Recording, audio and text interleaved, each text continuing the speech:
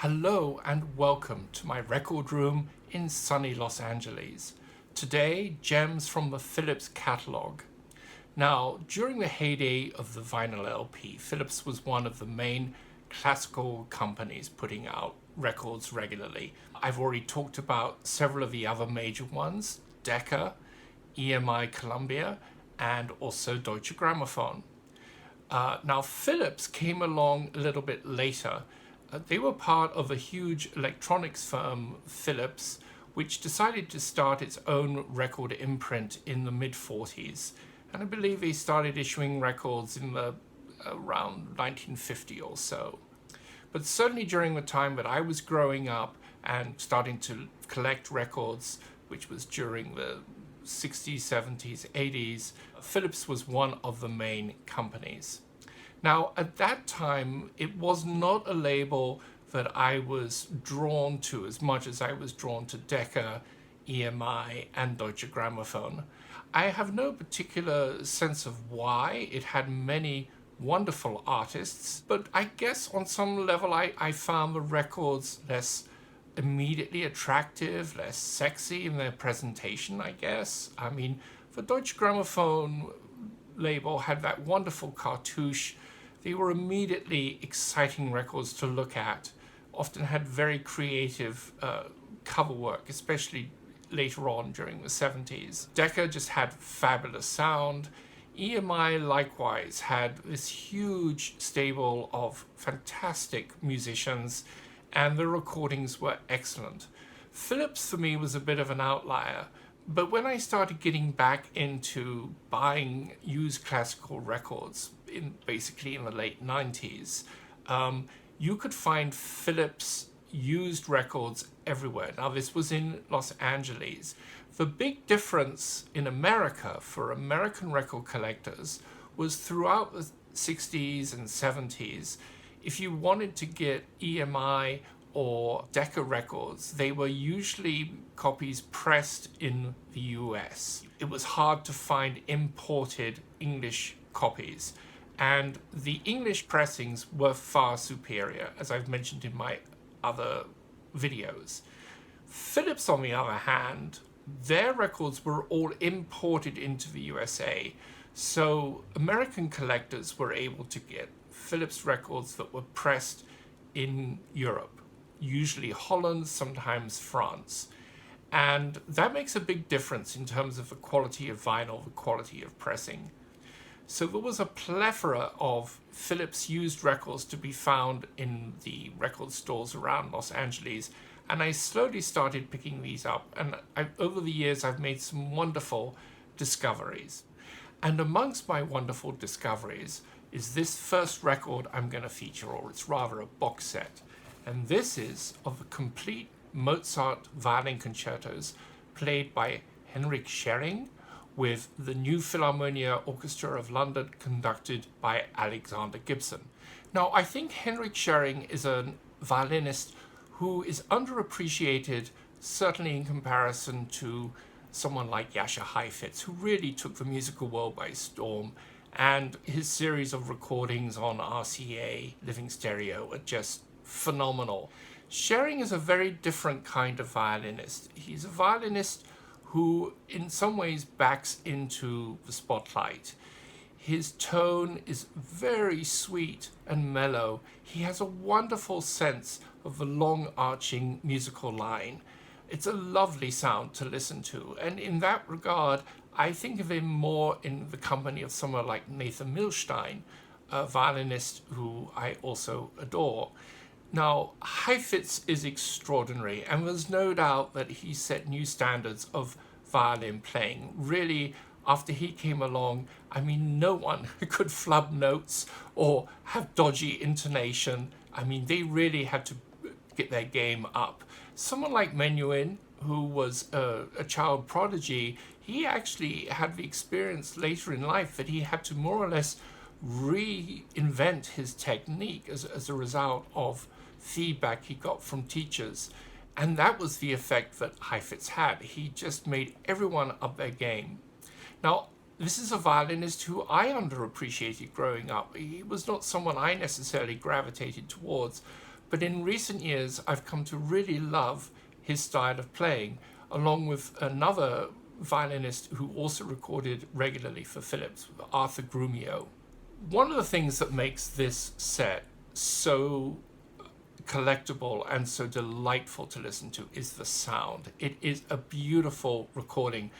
It does that thing which I love about these old recordings, which you get a sense not only of the orchestra and the violinist, but you get a sense of the room in which they're playing in. Many recordings now, you almost get the feeling that they could have been recorded anywhere. The sound is very good, but it lacks a certain character. Here you feel like you're right in the hall where they recorded. I don't know where they did record, but it's just a very vivid, you are right there with them experience. And Szeryng's playing is absolutely gorgeous. And to be honest, I mean, the Mozart violin concertos are not necessarily my favorite pieces of music to listen to, but I put this on and I'm just whisked away. It's just a wonderful set. And of course, as with many of these things, it comes with a beautiful booklet. Here we go, with some beautiful notes and lovely illustrations. See this, you never get with CDs to the same way. Just getting these lovely illustrations, period illustrations, and extensive notes setting the music in the context of its time. Anyway, highly recommend this. What I actually have here is a French pressing, which is fine. You can go for French pressings, Dutch pressings of the Philips catalogue. They're all pretty much the same. This is not an easy set to find. You might find it easier to find the individual issues, but it's a beautiful listen. I highly recommend it. Next, I'm going to talk about one of the great conductors of the 20th century, although he left a relatively small legacy of recordings. He died young in 1959 of a heart attack, actually brought on while he was conducting a rehearsal. I'm talking about the great conductor Eduard van Beinum. And most of his recordings are from the mono era, but I'm going to feature two records here which are early stereo recordings. This first one of Debussy's La Mer is quite glorious. It's recorded with Concertgebouw Orchestra of Amsterdam, which he inherited from William Mengelberg. Now, you couldn't think of two more different conductors. Mengelberg was somewhat of a tyrant. Beinum, on the other hand, how shall I put it? He was a friend to the orchestra, not the dictator barking at them. Both conductors are legendary, but I have a very special affection for Van Beinum. Certainly his early recordings of Bruckner are classics of their kind, albeit in mono sound. This is one of my favorite recordings of La Mer, just a glorious record. The other one I'm going to feature here is the Brahms First Symphony. I find this a symphony that is somewhat intractable. Of course, there was a huge struggle that went into composing it. Notoriously, Brahms worked at it for years and years. And I think even though it is a great, great symphony, you can hear some of that struggle in the music. I think this is the hardest of the symphonies to pull off, but this recording is absolutely splendid. And there's a lovely apocryphal story, I hope it's true, that when he was rehearsing this symphony at one point, he turned to the first oboist and said, "Oh, if you played this any more beautifully, I think you'd kill me."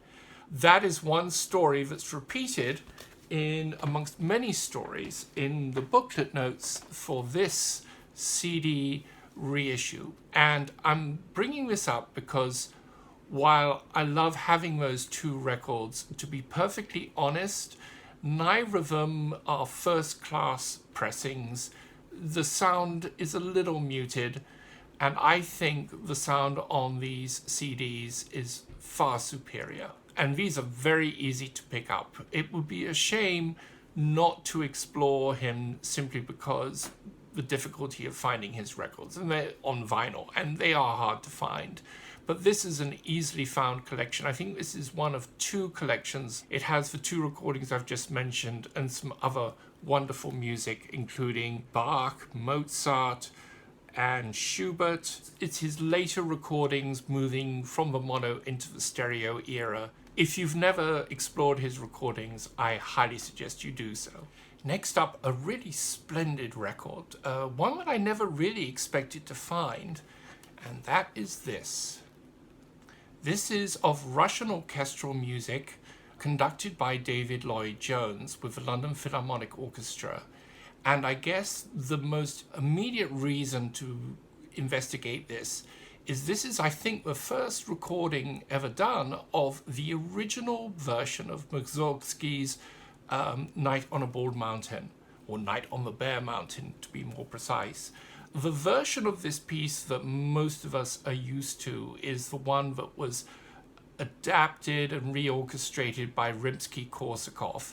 The original version of it on this record is a little bit more meandering, there's more material, it's not so streamlined. Now the thing is that David Lloyd-Jones, who conducts this is an early recording of his. For many years he wasn't really in the studio very much. He was a very interesting conductor and musicologist, Welsh, and he worked for many years at the English National Opera in London. He was the second in command there, and then he went on to be the founding musical director of Opera North. So he was very well known to English audiences, and his specialty was Russian music. He actually created the modern performing edition of Mussorgsky's Boris Godunov, getting rid of all the accretions that had been added by, again, Rimsky-Korsakov. And I saw that production at English National Opera, and it was absolutely splendid. He also conducted an unforgettable production of Prokofiev's War and Peace. There's also a personal connection. He was actually a family friend. As I was growing up, I got to hang out with him quite a bit and hear him talking about music. And he was very encouraging to me as I went on to study music at university. I felt he never really got his due as a recording artist until later in life, when he started putting out a series of excellent records, both for Naxos and Hyperion, of English music. And it was really gratifying for me to see that he was finally getting his due as a first-rate conductor of music that was not really so well known. This is a splendid record. I do highly recommend it for anyone who's interested in Russian music. And along with the Mussorgsky Night on the Bare Mountain, we've got Balakirev, Overture to King Lear, Rimsky-Korsakov Sadko, and the Borodin Symphony No. 3, the version finished by Glazunov. This is a rare record. I only ever seen it in the store once, and I grabbed it immediately.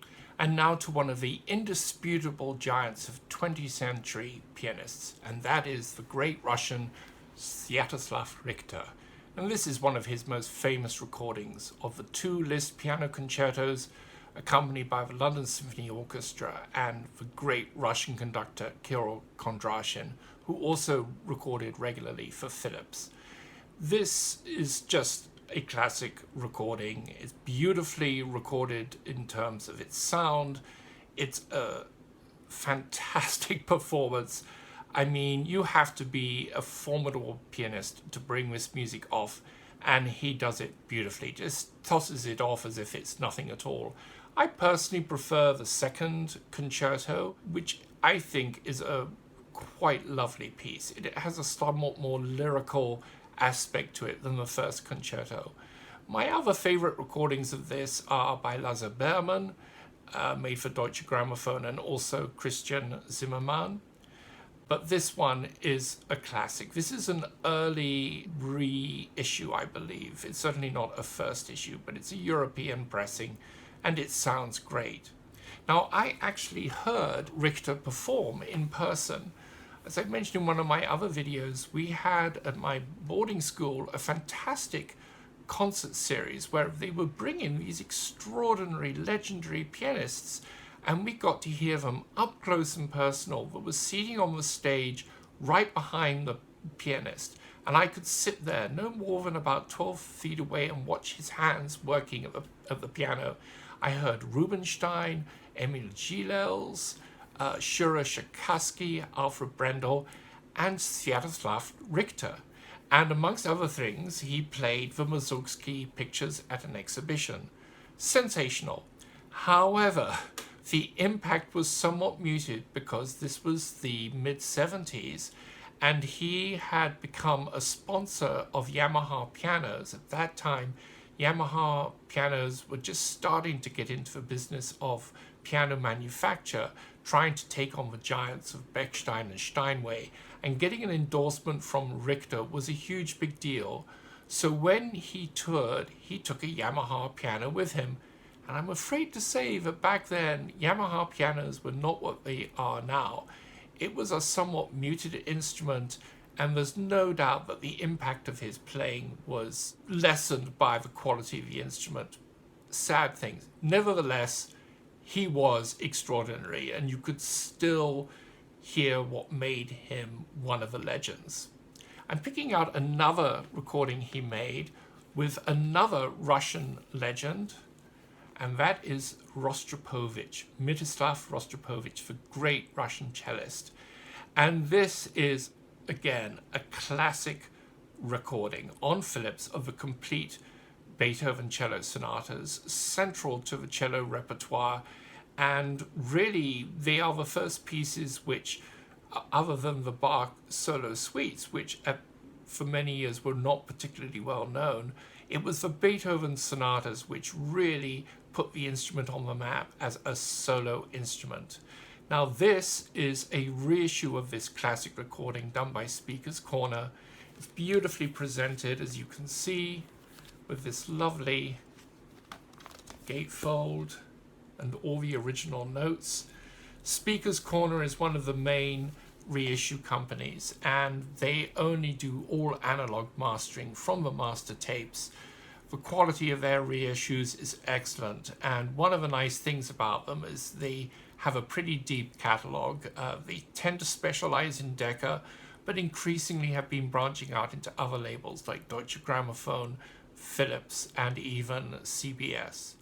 I'm going to conclude this with another very important conductor on the Philips roster of artists, and that was Colin Davis. Colin Davis is a very interesting conductor. He started out as an orchestral musician, moved over to conducting, had a stellar career, worked with absolutely everyone. He was the music director at Covent Garden, the Royal Opera House, where I heard him conduct many spectacular performances, including a superb Wagner Ring, which I doubt I will ever hear or see bettered. He was also the music director of the London Symphony Orchestra for many years. He actually was the music director there when the LSO decided to start its own record label, one of the first to do that. And he was also the music director of the Dresden Staatskapelle, one of the greatest orchestras in the world, and an orchestra that I particularly like. And his recordings with them were a wonderful late autumn of just glorious performances. But one of the ways in which he made his name was his advocacy of the music of Berlioz. It's hard to imagine now, but back at this time in the 60s, Berlioz was hardly ever performed other than the most obvious pieces, the Symphonie Fantastique. Certainly none of the big operas were done, and Berlioz's huge opera, The Trojans, which is on a Wagnerian scale, Davis was a huge champion of this, and he did the first commercial recording of it. He conducted it both in concert and in the opera house. And his Berlioz is still very special. He just had an innate understanding of a composer. And if you want to start exploring Colin Davis's Berlioz recordings, this is a great place to start, this record of overtures. Now, he's recorded these many times since, but there's a freshness to this recording which is quite lovely. It's with the London Symphony Orchestra, and it's just as good as it gets. I couldn't recommend this more highly. Now, another area in which Colin Davis excelled was in his advocacy of modern contemporary composers. Some of his earliest recordings were of Stravinsky, and very good recordings of lesser known pieces like Jeu de Cartes. Anyway, the composer who he came to be very closely identified was the British composer Sir Michael Tippett. And Tippett was always, to an extent, playing second fiddle to his contemporary Benjamin Britten. Britten's music was far more accessible. Tippett was someone who came to composing later. It was not something that he found easy. He had to really work at it. A good comparison is between Tippett and Britten is to be made if you talk about Mozart and Beethoven. With Mozart, the music just flowed out of him seemingly without any effort. Of course, that's a complete fallacy. Of course, it took effort. But that's kind of the legend in the appearance of it. Whereas Beethoven struggled. He would have ideas for works. He would work on little motifs in his notebooks. We can see works taking shape. He really struggled with it.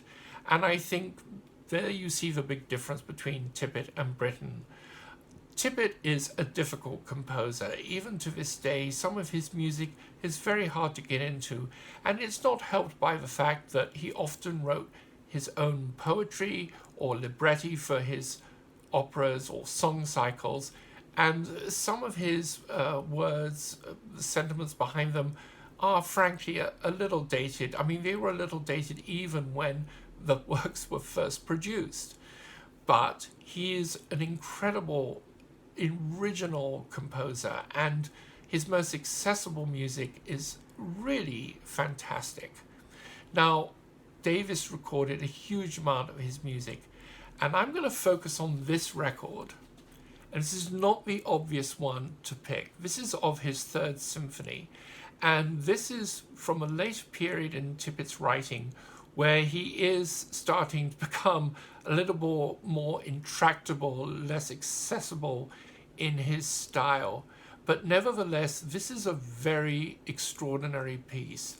And although it's been recorded a number of times since, I do not think this has ever been bettered. The first part of the symphony is completely orchestral and basically centers around the juxtaposition of two different kinds of musical energy, a musical energy that is propulsive and a musical energy that is static.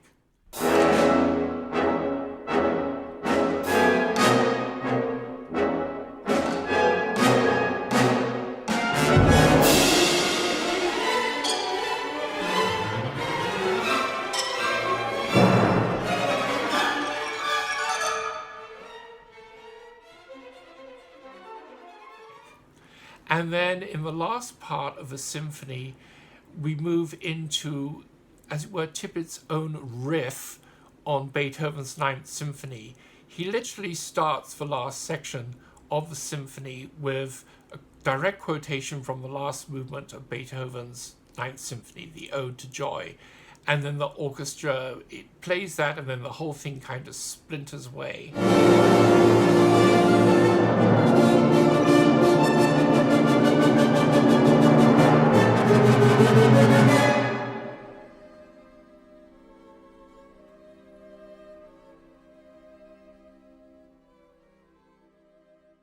And then we go into essentially a song cycle set for orchestra and soprano. We don't have a full choir here.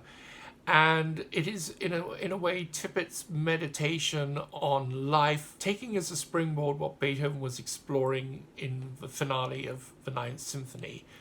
This is really hard stuff to sing, and it's the kind of music that if you have a soprano who is in any way strident or has a hard edge to her sound, it's really going to make it hard to like this. However, Heather Harper, for whom this was written, she is perfect.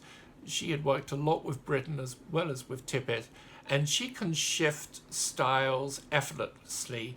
Tippett was well known for incorporating aspects of American jazz, spirituals, the blues into his music, and this has that as well. But it is really a challenging symphony. It's a piece that is pushing up the boundaries of what a symphony can do, and if you're patient and give it some time, I think you will respond to it as I did when it first came out. I love this piece.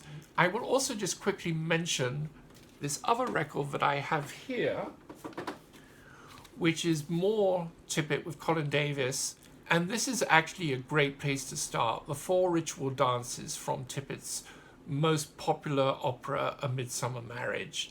It's the full flowering of his early middle period, very romantic idiom.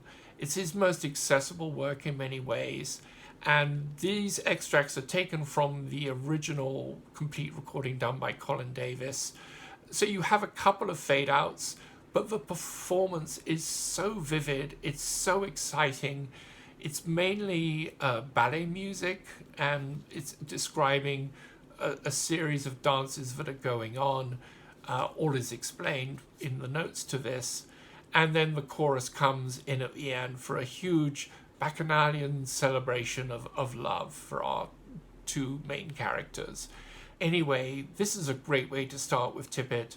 The Concerto for Orchestra on the other side is a little bit harder to get into, but it's well worth staying with. It's very striking music. Tippett is less performed these days in a way, which is a great shame. He is a composer who needs to be rediscovered. He was writing in a tonal idiom at a time when all the atonal serial composers were at their zenith. So, like Britain, he struggled to get credibility with the academic establishment. But now I think the time is right to reassess his music.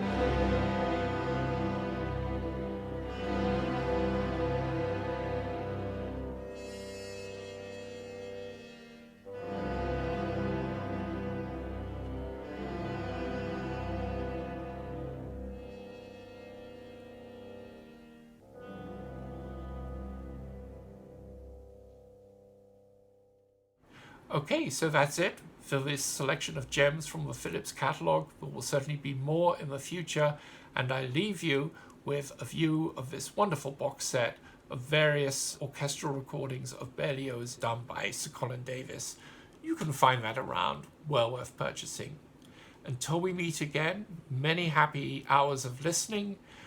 Do give me a like or subscribe. Very grateful for any comments you might have. And until next time, farewell.